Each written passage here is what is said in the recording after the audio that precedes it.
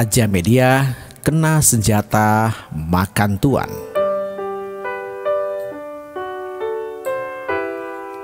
CEO MNC Group Haritanu Sudibyo akhirnya benar-benar ditetapkan sebagai tersangka atas perkara pengiriman pesan singkat berisi ancaman kepada penyidik kejaksaan.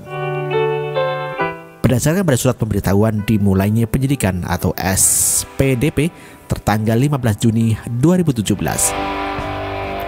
Bermulanya perkara ini disebabkan oleh penyidikan kasus korupsi pembayaran restitusi pajak PT Mobil Edge Telecom atau PT Smartfren tahun 2007-2009 oleh Jaksa Yulianto. Tim jaksa penyidik yang dipimpin oleh Yulianto sempat telah menetapkan Hari Jaya dan Antoni Chandra Kartawirya sebagai tersangka serta melakukan pemeriksaan terhadap Haritanu sebagai saksi untuk kasus tersebut. Dalam penanganan kasus tersebut, Yulianto menerima 3 SMS dan pesan WhatsApp dari nomor telepon Haritanu yang berisi adalah dugaan ancaman. Yulianto melaporkan dugaan pengancaman Haritanu itu ke Barreskrim Polri pada 27 Januari 2016. Pesan yang dikirimkan HT dianggap merupakan bentuk ancaman, sebab hal itu terkait dengan pengusutan kasus mobil Edge yang ditanganinya.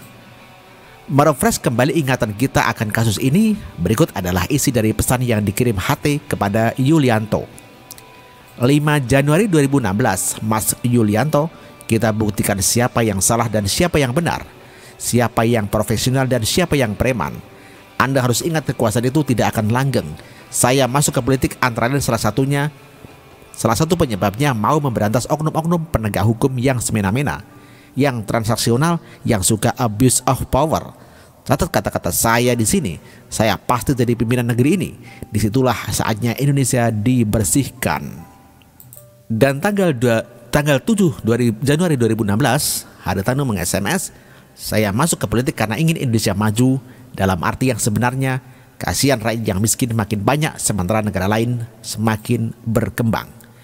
Haritanu sendiri membantah isi pesan singkat yang dikirimkannya kepada Yulianto itu disebut sebagai ancaman. Alasannya, pihak penegak hukum yang hendak ia berantas bersifat jamak, bukan orang per orang, jadi tidak ada hal yang bersifat pribadi. Ya, benarkah? Para ahli juga pro dan kontra terhadap hal ini. Ada yang memang melihatnya sebagai ancaman yang bersifat jamak, cukup banyak yang menilai kalau pesan tersebut masih kurang kuat untuk menjerat HT. Masih terlalu lemah unsurnya jika dilihat daripada perspektif pidana, dan ada yang menilai keputusan dari Jaksa Agung HM Prasetyo ini mengandung unsur politik. Tetapi ada juga yang merincinya sebagai ancaman yang ditujukan kepada pribadi. Mungkin seperti patah lama ada udang di balik batu. Pesan yang berisikan ancaman tersebut tersembunyi dalam bentuk jamak dan sebenarnya diteruskan kepada suatu pribadi. Tetapi menanggapi hal ini, saya setuju dengan pendapat dari kriminolog Universitas Indonesia Ferdinand Andi Lolo. Ferdinand menganggap bahwa pesan yang dikirimkan Ketua Umum Partai Perindo kepada penyidik Kejaksaan Agung Yulianto tak etis dilakukan. Menurut dia, Haritanu mencoba mempengaruhi proses hukum yang sedang disidik oleh Kejaksaan Agung dan kurang menunjukkan rasa hormat kepada hukum. Saya pikir ada benarnya tanggapan tersebut. Untuk apa HT yang satu sedang berada dalam pemeriksaan mengirimkan pesan pribadi langsung kepada jaksa yang menyidik kasus tersebut? Kenapa tidak menunggu saja? Buat apa mencoba memberikan serangan yang malah jadi masalah berakhirnya? Ya, akhirnya jadi masalah. Apa takut dengan keputusan yang akan dijatuhkan nantinya?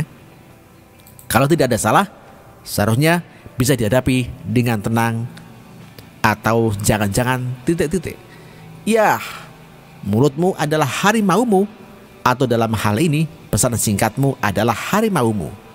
Jikalau dia memang benar-benar tidak bermaksud mengancam, mungkin dia bisa merasakan apa yang pernah Ahok rasakan saat dituduh menista agama, merasakan jadi tersangka karena kata-kata. Kalau kita ingat kembali, Ahok akhirnya dihukum walau sebenarnya bukti-bukti yang diberikan kurang kuat. Saksi ahli yang didatangkan hampir semua menentang kalau kata-kata itu adalah menista agama, dan dalang dibalik itu adalah juga muncul ke permukaan. Sekarang, apakah bos PT Media Nusantara Citra atau MNC itu akhirnya akan mengalami hal yang serupa dengan Ahok dalam perkara ini? Dihukum walau kenyataannya tidak bersalah atau mungkin malah dibebaskan dengan berbagai macam alasan atau benar-benar bersalah. Tentu yang benar adalah bersalah dan dihukum. Dalam hal ini, biar masyarakat sendiri yang menilai kebenaran yang terkandung di dalamnya. Lagi pula, hanya Tuhan yang tahu kebenarannya. Tapi saya harap keadilan tidak mati di negeri ini. Semoga ada yang bisa kita pelajari dari ini dan membagikannya kepada generasi penerus kita. Haritanu disebut tersangka. MNC Media panik. Judul berita pun ngaco-ngaco. Ya, judul berita pun ngaco-ngaco. Iya, ditulis oleh Argo. Somplak boleh ya toh, tapi koplak ya janganlah. Loh, apa bedanya? Ya sudah, tidak usah dipikirin sampai mumet-mumet segala. Ya mari kita lanjut aja membahas kelakuan politisi karbitan satu ini. Gayanya itu sudah kayak pejabat negara yang punya pengaruh kuat di negeri ini. Pakai acara SMS mengancam segala. Hebat nian. Sekakmat yang paling makjreb dan menusuk yaitu kena sikat dari ruhu si tompul sampai termehek-mehek. SMS-mu, harimaumu, memang konglomerat bisa suka-suka mencampuri pekerjaan kejagung yang profesional. Wah, sekarang minta presiden mencopot jagungnya, gitu ya. Sekarang minta presiden copot jagungnya, gitu. Dan yang menarik adalah memprihatinkan, ya. Ya, yang menarik sekaligus memprihatinkan, gitu. Yaitu nafsunya itu loh yang bikin jijai pakai bingit. Nafsu amat ingin jadi presiden RI. Lah emangnya laku?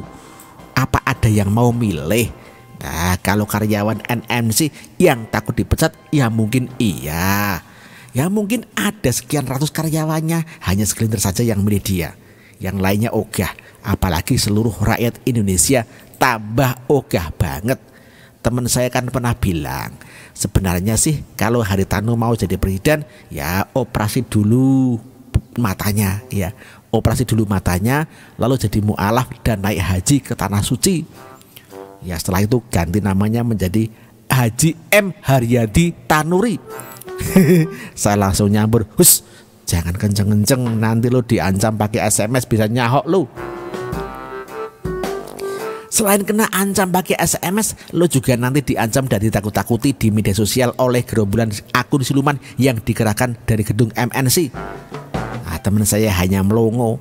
Ya iyalah, jangankan kita-kita yang hanya warga negara biasa, lawang sekelas jaksa saja berani dia intervensi pakai SMS gelap lagi.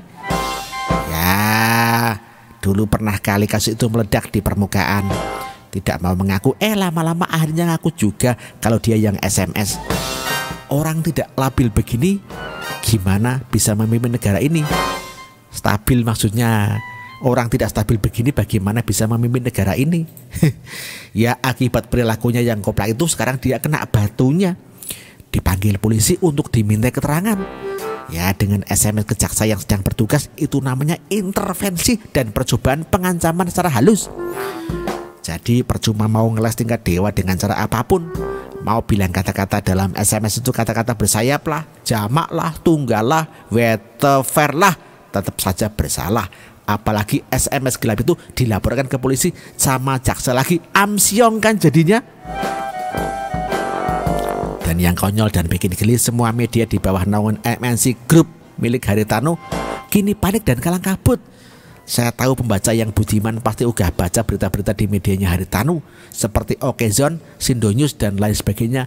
Tapi coba deh sekali-kali nengok judul-judul berita di bawah ini. Nah, sumber informasi, kriminalisasi ketum Perindo karena di politiknya berseberangan dengan penguasa. Terus ada lagi nih, pengamat nilai SMS ketum Perindo merupakan penegasan idealisme, gitu. Kemudian ada lagi, ketum Perindo dikriminalisasi, ya. Ketum Perindo dikriminalisasi karena partainya makin populer. Ada Desmond nilai SMS HT ke Jaksa Yulianto bukan sebuah ancaman. Ada ACTA nilai kasus SMS ketum Perindo sangat bernuansa politis. Ya tapi jangan ngagak sampai salto jumbalitan ya. Mulai dari judul sampai isi berita seluruh medianya sudah kayak orang kalap yang kesurupan membabi buta. Kelihatan banget segala sumber daya bahkan sekuat tenaga untuk membela junjungan mereka Haritanu. Ya ini ya pelajaran bagi semua konglomerat yang mau cari makan di negeri ini. Jangan karena punya duit bejibun lalu bertindak semau-maunya dan semena-mena seenak udel, seolah-olah sudah punya kekuasaan ngatur-ngatur negara ini, seolah-olah kebal hukum, seolah-olah tidak ada yang berani. Lah ya mbok introspeksi, tidak semua aparatur negara bisa dibeli dengan uang. Tidak semua aparat negara itu mau terima upeti dengan dalih gaji bulanan. Kalau mau cari nama jangan pakai cara-cara licik dan super bulus. Itu aja cluenya. Orang swasta aja sok berpengaruh. Ya baru punya partai grup saja sudah bikin diri sok hebat. Sok-sokan ikut dalam pusaran arus oposisi segala untuk menjatuhkan wibawa pemerintah yang sah dengan cara-cara yang halus dan terselubung.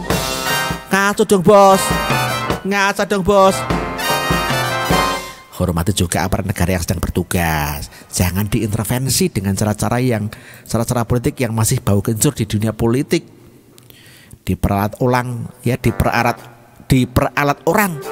dan ambisi pribadi itu yang menghancurkan hidup seseorang.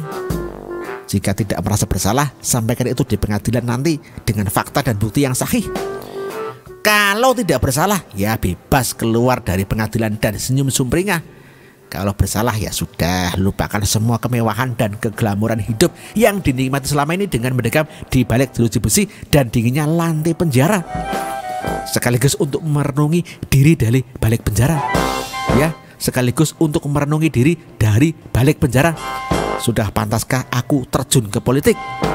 Lah, emangnya Haritanu sudah tersangka? Jangan tanya saya saja kepada pasir yang berbisik. Tanya saja kepada pasir yang berbisik ataupun rumput yang bergoyang. Ya karena segala sesuatu ada masanya, segala sesuatu akan tiba saatnya. Intinya barang siapa menabur angin maka ia akan menuai badai. Dan barang siapa menuai badai barang siapa menabur badai maka akan menuai bencana. Hukum karma tak pernah ingkar janji. Gusti Allah ora sari. Gusti Allah ora sari. Sudah begitu saja. Demikian kata Argo. Terima kasih Mas Argo.